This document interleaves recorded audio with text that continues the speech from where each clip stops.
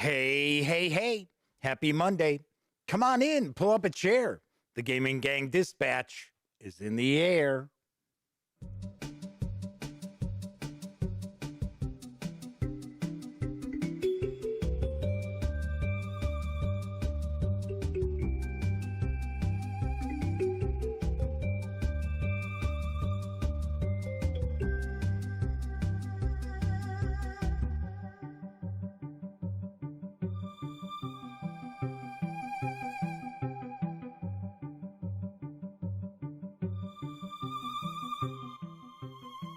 Ho, ho, howdy. Everybody, welcome once again to the Duct Tape Studios and happy holidays. I'm Jeff McAleer, your host here at the Gaming Gang Dispatch, presented by, obviously enough, thegaminggang.com. So welcome aboard. If this is your first time visiting, come on in, relax, kick your feet up. Just don't do a Rick James on my couch. That's all I concern myself with. But make yourself comfortable. It's nothing too serious going on here. It's pretty chill. We're just talking about the latest in tabletop gaming news and tonight some PC gaming news as well. It's not rocket surgery by any stretch of the imagination. Of course, if you are a longtime viewer, thank you for joining me once again. Come on in. It's probably chilly outside. Sit down by the fire, although I really don't have a fire here in the Duct Tape Studios. We'll just imagine that there is one. So this is Monday, December 21st, 2020. This is live stream number 592. Pretty sweet. So I do want to remind you, if you like this video, by all means, give it a quick thumbs up. Subscribe to the Gaming Gang channel if you haven't already. And if you do subscribe, don't forget, ding that bell. Because not only will it let you know when the Dispatch airs live Monday through Thursday nights right here on YouTube, it'll also tell you when I upload other videos, such as my recent review of Call of Cthulhu, Malleus Monstraris. It's like, it just does not roll off the tongue. This is the 2-volume slipcase set, which is essentially the Cthulhu Mythos Bestiary from Chaosium Inc. Check it out. Videos on the Gaming Gang channel. Be sure to visit thegaminggang.com for all the latest in gaming news, reviews, and a whole lot more. Get your geek on at thegaminggang.com. Of course, because this is a live stream, that also means there is chat available at YouTube. It's not on screen. It's one of the ways I keep some of the more unusual commenters at bay, but I do my best to pay attention to chat. So if you want to say howdy, or maybe you've got a question or a comment, by all means, please chime in. I will do my best to respond. Lastly, do want to point out the Gaming Gang game auction is in its final hours. There are loads of war games, family games, strategy games, role-playing games. There are, 104 entries overall. So time is running out. It will end 12 o'clock Central Time tomorrow afternoon. So let's see, who do we have in chat so far? We've got A Gray Day is first out the gate saying howdy to everybody. John Vogel's here. Beat Cafe. Clint Gibson has just popped into chat as well. So we've got a good chat rolling already. And let's jump on into the news because I've got a good eclectic mix of news tonight. First off, arriving in stores. Some places have already gotten this. I believe others are going to get this in January. It is from Funny Fox and Hachette Games, and it's Dinner in Paris. I've got the scoop. Become a restaurateur in a very popular district for Parisians and tourists. Space is limited, and your fellow players want to be part of this district too. Win by opening restaurants, expanding these restaurants by building terraces, winning majorities, and completing objectives. It's not just about the money. you have to have the correct resources in hand to open restaurants that serve certain types of cuisine. The restaurant industry in Paris is buzzing after the inauguration of a new pedestrian square in a very popular district for Parisians and tourists from all around the globe.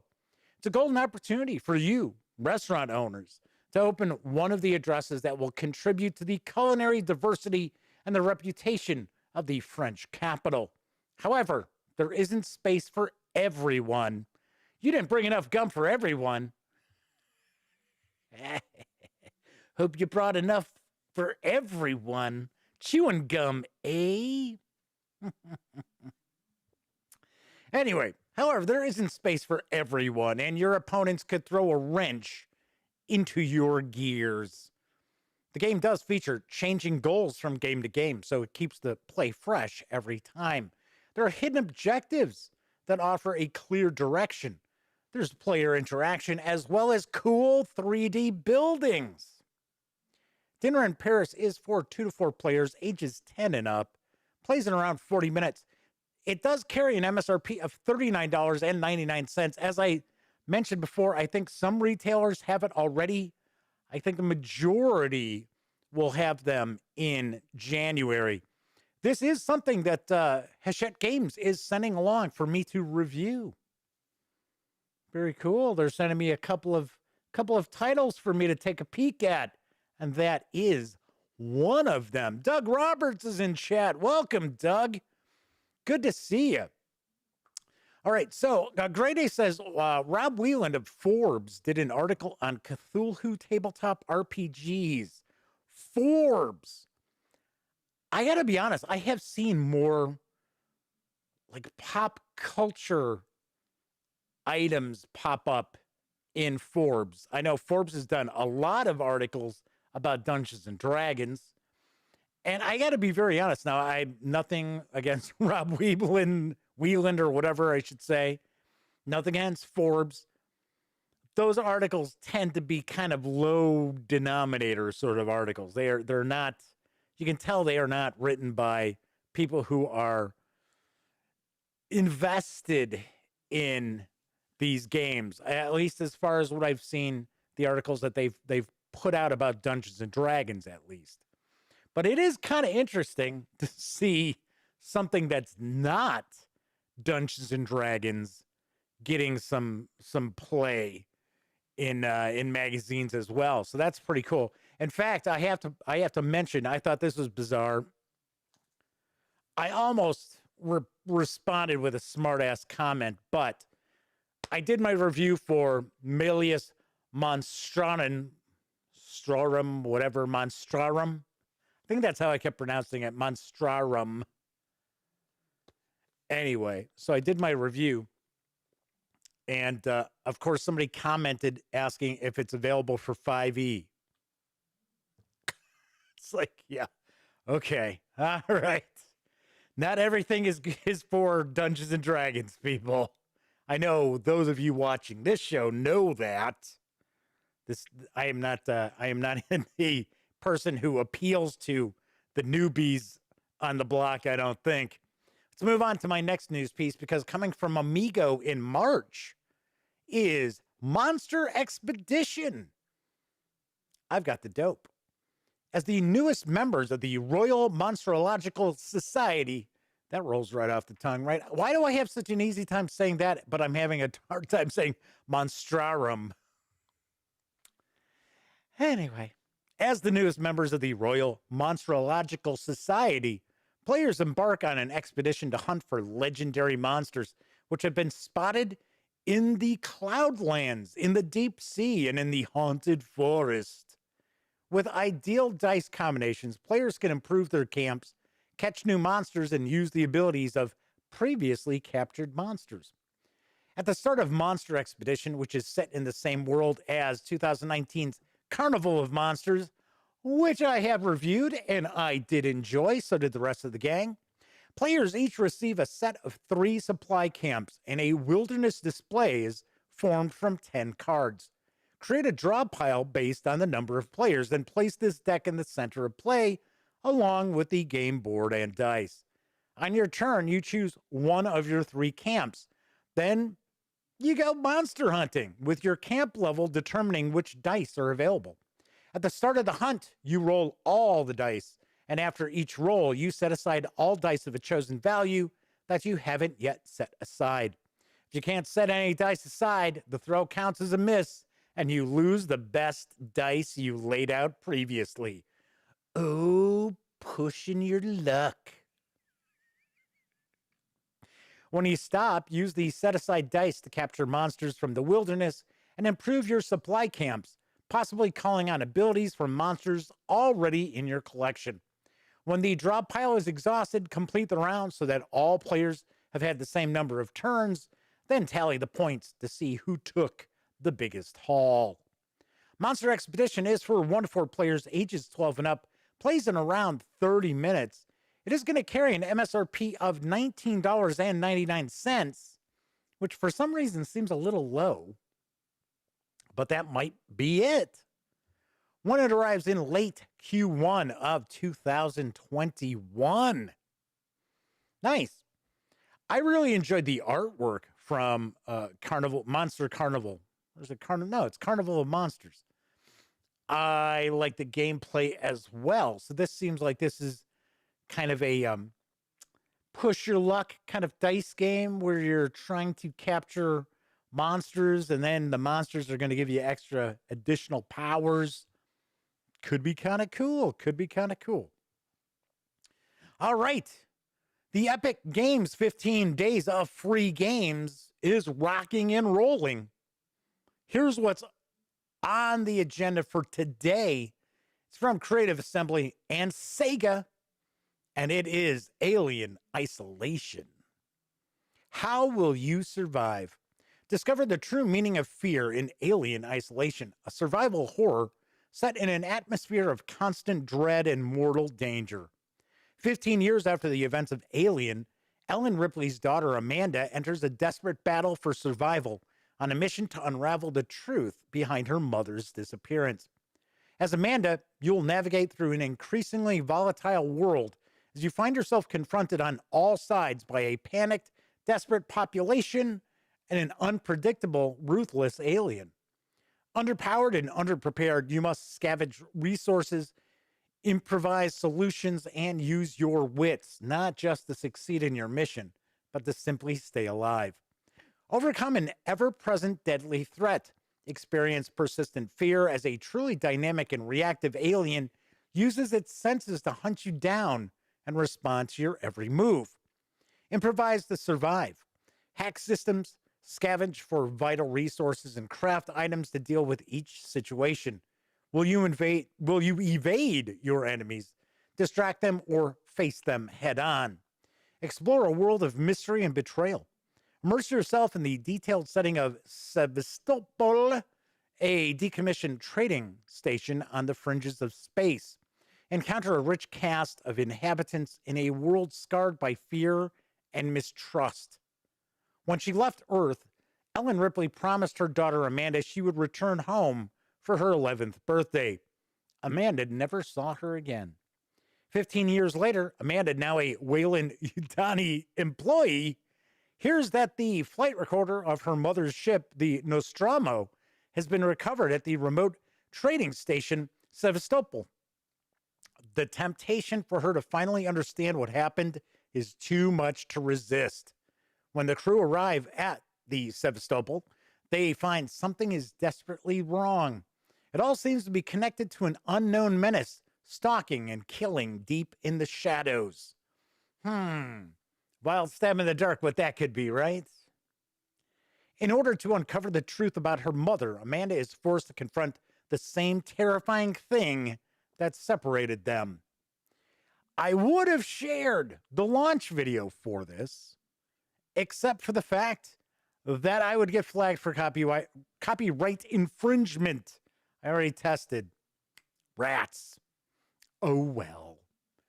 So I have never played Alien Isolation. I know it's been out for a while, I think about 6 years.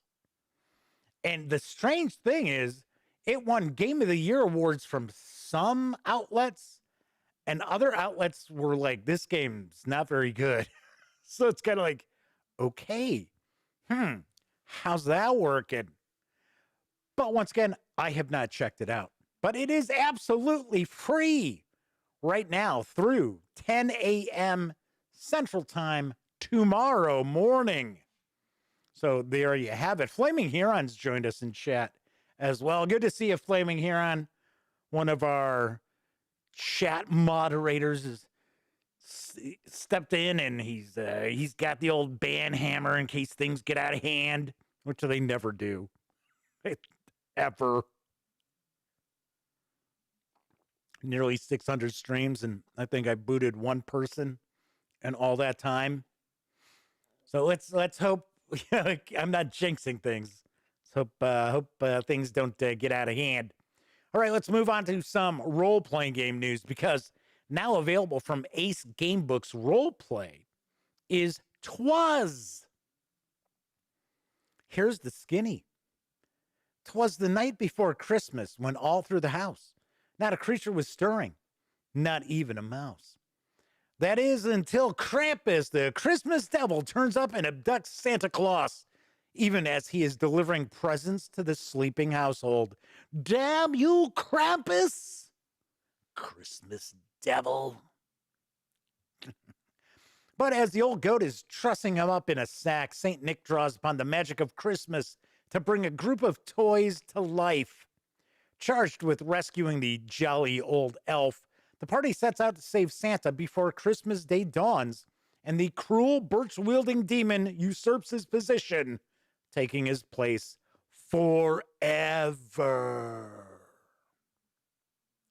What follows is an epic quest as the toys battle their way through first the house, then a wintry wilderness, before finally facing off against Krampus and his minions at the heart of Father Christmas's weaponized polar workshop. He knows if you've been bad or good, so be good for goodness sake. Or as I always joke around, for goodness sake. I do. I always joke around. Twas, the role-playing game before Christmas, is a rules-light RPG for 2 to 7 players, inspired by the legends and literature of Christmas.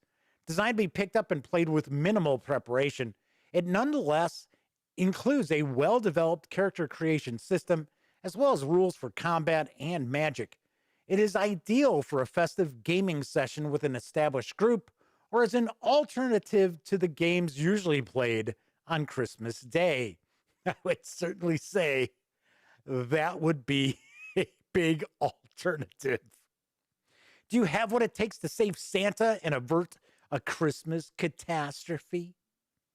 Right now, the 168-page PDF of Twas is on sale over at DriveThruRPG for $16.02. Remember, it's a sale. It is also available in print, strangely enough, for a lower price than the PDF. It is available as a softcover book, and that is available, I believe this is also a sale price, for $14.68. That's kind of wild. I think this sounds like a riot. I really, really do. I wish I had stumbled across this before now, because of course we're already in Christmas week. So, but this could be kind of interesting. This successfully kickstarted as well. So this has been on the horizon for a bit. So Flaming Huron says, I make him seem like a nasty person. I only use my hammer for goodness. That's right. I wasn't implying that you're a nasty person. The band hammer does provide light and goodness. It bans people who are being dickheads. So, all right, my final news piece, also available in PDF, is a new release for Traveler from Mongoose Publishing. It's Aliens of Charted Space Volume 2. Here are the details. Aliens of Charted Space 2 details 3 of the most misunderstood cultures of charted space: the Solomani, the Droin, and the Hivers. Despite the fact they are the original humans, The Solomani are confusing to outsiders and often portrayed as despicable in imperial propaganda. Despicable. Love that word. Always love that word. The droid and the hivers are alien in both physical form and way of thinking. Both make many outsiders uneasy, and with good reason. This book contains rules for creating travelers from each of these alien races, high guard additions and new ships, and central supply catalog entries for their new equipment. The Solomani are the original humans left behind on Earth when the ancients transplanted humanity into charted space. The Solomani are convinced of their own superiority and the call to greatness felt by all their people. They have much to be proud of, inventing the jump drive and conquering the vast Villani Imperium, to name but two of their achievements. Yet there's a darker side to Solomani society, with the ever-present agents of Solomani security reporting on the words and deeds of every citizen. Aliens of Charted Space Volume 2 reveals the motivation of the Solomani people and why they genuinely believe they are better than everyone else. Sounds like Americans, right? And I am an American.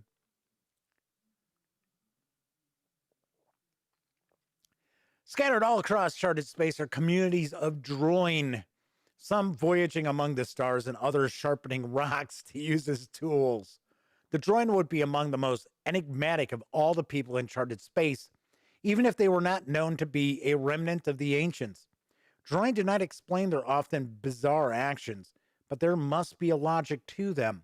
This book reveals the secret of this strange alien race. The most physically alien of all people in charted space, the hivers, are renowned for their ability to manipulate others into doing their bidding. They are alleged to have manipulated whole starfaring societies, altering the course of their history. Apparently emotionless yet ever curious, the hivers control a huge federation in which many races serve a role created for them by the hivers. Aliens of Charted Space Volume 2 shows the motivations and long-term plans of the Hive Federation. The 259-page hardcover is available for pre-order right now from Mongoose Publishing for $60. You can score the PDF right now. It is available over at Drive-Thru RPG. Aliens of Charted Space Volume 2. And it carries a price tag of $35.99. Well, I have got to say, sorry, Mongoose Publishing, but your prices are out of control. They just are. They're out of control. 256-page. I'm not even positive it's a hardcover. It might be a soft cover. $60. See, and the thing is, I really do like the Traveler role-playing game, the second edition Traveler role-playing game from Mongoose Publishing, because there are like umpteen Traveler or Traveler offshoots that are out there. I think it's really, really well done. Only problem is it's the pricing. Now you figure, and I'm not going to go on a big long rant, but you figure if somebody out there, okay, granted, yes, we do know that Wizards of the Coast has a much bigger footprint in the gaming hobby than Mongoose Publishing. But if somebody wanted to get started playing 5th edition Dungeons and Dragons, they could conceivably get the 3 core books online with some savings. They could get all 3 core books for about $60. Or if you enjoy Traveler, you could get basically it's a supplement including 3 of the many races in Charted Space for the same price. Right? I mean, there's no. It's like it's like, okay, yeah. Okay, I'll take this one, not that one. I don't get it. And yes, I do understand smaller publishers do have to charge a little bit more for their products to survive. I get it. I understand that. But come on. Mongoose is all, and their PDFs especially. You know, if they wanted to charge more for their physical products, okay, fine. But with their PDFs, all they always do about the same thing. They take, which most companies do, they take the price of the physical product, divide it in half, and then that's what they charge for the PDF. And that makes absolutely no sense whatsoever, especially if you want to bring people into the hobby. I'll give you a great example. Look at Pathfinder 2nd Edition. The beginner box came out, and the physical beginner box is $40, $39.99 if I remember correctly. The PDF is $15. It's $14.99. That is a very enticing entry point and price point for gamers to climb on board. Traveler did their starter set, which I thought their own beginner box, which I thought was really nicely done, but it was also $70. So, all right. Anyway, Flaming Huron. So there's discussion about if Flaming Huron is on fire or if they are wielding a hammer. They just don't know. It's confusing. There is some mention, who just popped that out there? A Grade A, of course, talking about the announcement of the Dark Crystal RPG. I don't really know anything. There have been like grumblings of a Dark Crystal role-playing game for a long time. So I'm not sure who has announced it. If it's with that River Horse, which I don't know. To me, River Horse, I've never played any of their games, but they just give me the impression that the games are not very good. So I don't know. But one thing I did want to talk about a little bit. Well, first of all, I do want to remind you that we are in the last few hours of the Gaming Gang game auction, which is over at thegaminggang.com. So there are still loads and loads and loads of items available for auction. So, you know, I don't know. Like I said, it went over like a Led Zeppelin. And we're not talking about the band. Anyway, so I did see that Tracy Hickman and Margaret Weiss's lawsuit against Wizards of the Coast had been dismissed. And Margaret Weiss made an announcement saying that there was going to be some big news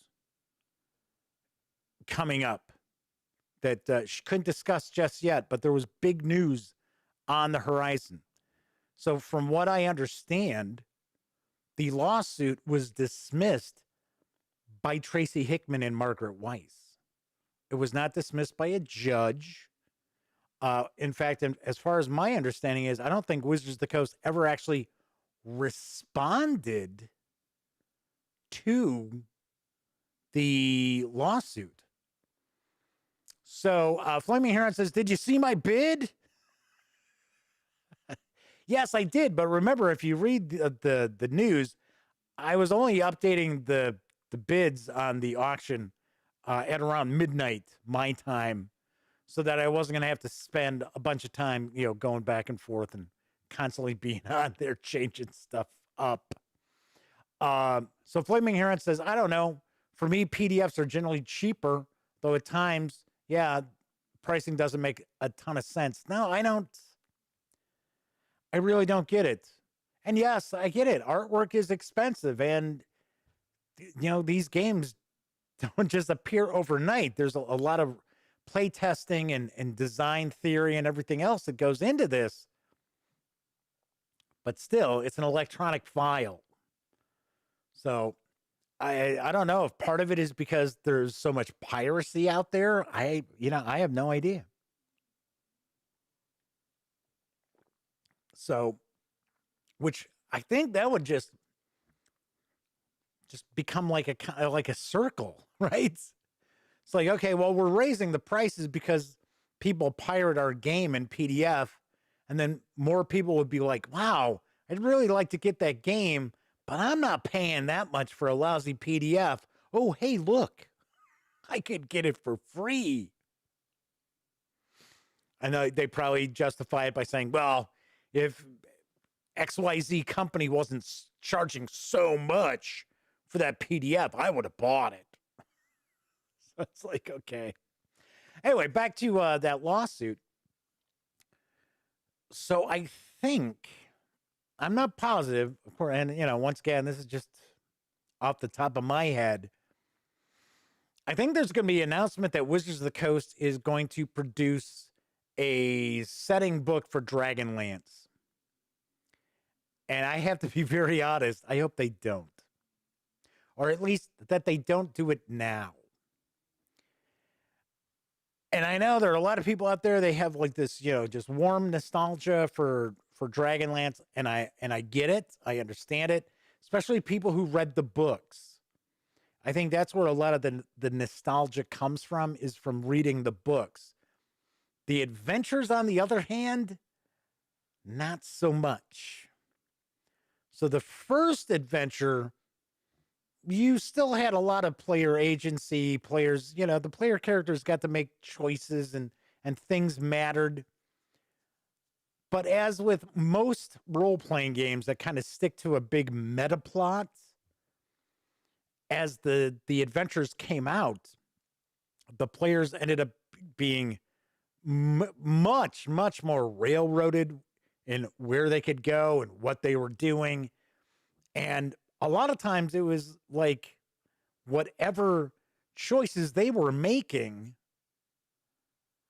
just had no overall effect.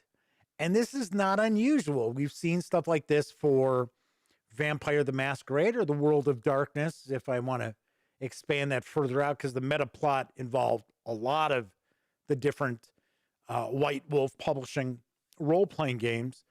The first edition of Torg, which was from West End Games, another thing that they had this big kind of cool meta plot, and all the new adventures would come out, or new releases would come out and say, okay, this is what's going on now.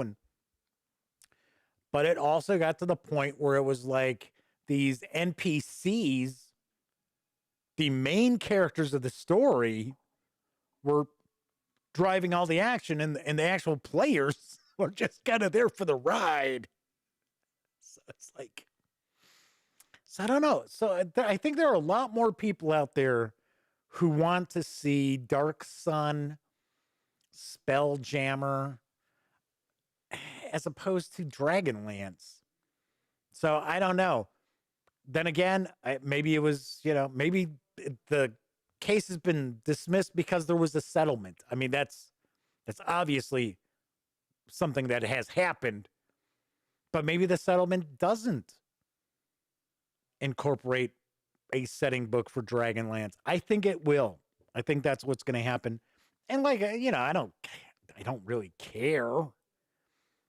I just think there'll be people out there be like, seriously, really? Everybody's clamoring, they want dark. What I get a kick out of, though, is all these people who were really heavily invested in whatever setting for D&D that they played back in the day. They're like really rabid about their setting. Me, because I didn't play at that point in time, it doesn't matter to me what comes out.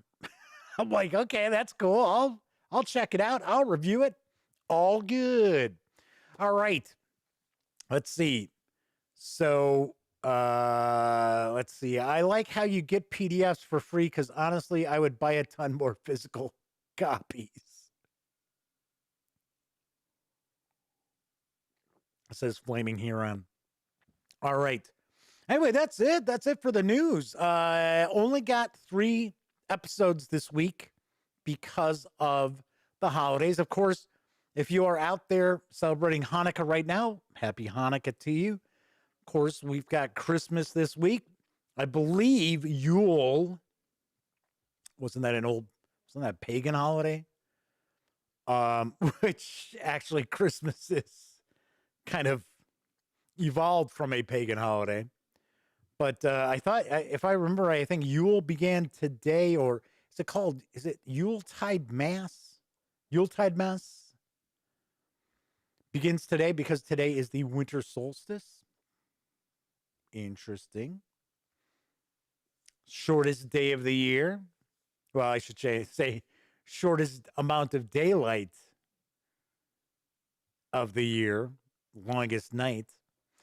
So, Flaming Heron says, besides reading the Dragonlance books, I don't really care either. Yeah, like I said, a lot of people who talk about, having, oh wow, yeah, Dragonlance, that was a big part of growing up. Dragonlance, it was reading the books. Because I have never heard anyone talk about what a great time they had playing the Dragonlance adventures. I've heard the opposite. So I don't know. I have no idea. We'll find out. We'll see what happens. All right. Anyway, unless anything else is cooking in chat, I'm going to wrap up early. Should mention my next review is Cubitos. I just want to keep saying Cubitos. Playing a little Cubitos. Cubitos. It's from AEG. It is hitting stores in February. And I got to play it a bit this weekend. You'll have to tune in to see what I think. Also, Symborum, the core rulebook. I will have a review for that as well. I should have some quite a few reviews this week. So there is that to keep an eye on. And then other item I should point out, on New Year's Eve, there will not be a show, but I am going to upload 2 videos. First is going to be my favorite role-playing game releases.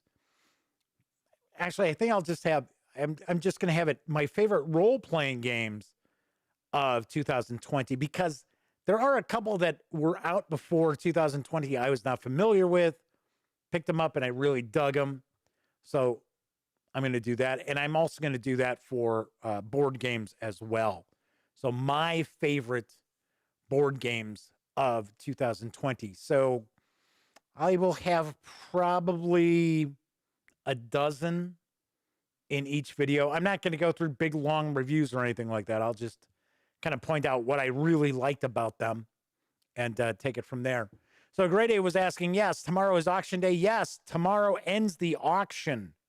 12 noon Central Time is going to be the end of the auction. So if you have bidded, if you've bidded, I guess that is a word. If you've placed a bid and you're the high bidder, what I will do tomorrow is I will shoot out an email letting you know what you've got, give you a weight, and then I need an address, and then I can calculate what shipping is going to be. And I do have to point out, the U.S. Post Office, not much of a deal to send stuff anymore. In fact, I shipped my Christmas present to my best friend, Elliot, which he received. He sent mine out on the 15th. I still have not gotten it. And we both live in Chicago suburbs. So it's like, in fact, my package was scheduled to be delivered on the 18th and then never showed up. And then on the 19th, I just get the, it's in transit. Once again, kind of leads me to believe it's lost. But, yeah, don't be expecting like really cheap postage, because it ain't gonna happen. Because I know I sent it was 2 games and the box wasn't even that big, and it was $17 just to go from one Chicago suburb to another Chicago suburb. So we'll see what we can do.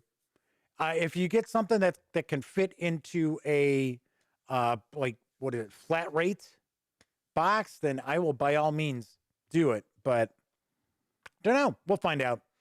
Anyway, we got plenty of time. All right, that is it for tonight's show. So, once again, if you like this video, by all means, give it a quick thumbs up. Subscribe to the Gaming Gang channel if you haven't already. If you do, ding that bell, because it will not only let you know when the dispatch airs live right here on YouTube, Monday through Thursday nights. It'll also let you know when I upload other videos, such as Cubitos from AEG. And of course, everybody enjoy the holiday season as best you can. I know I'm not getting together with the rest of my family. It's just going to be my dad and I for Christmas. We made that decision today. Kind of a bummer. But everybody, try to enjoy the holiday season as best you can right now. And of course, as I wrap up all my videos during this never-ending pandemic, I certainly do hope all of you out there are being smart and staying safe.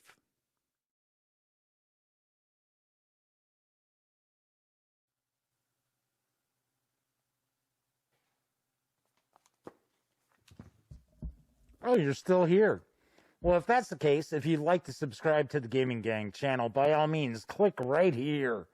And if you'd like to check out one of our recent live streams, click right up top. And if you want to roll the dice and see what the algorithm for YouTube recommends, click right here. And of course, thank you once again for watching. And gang, please stay safe and wear a mask.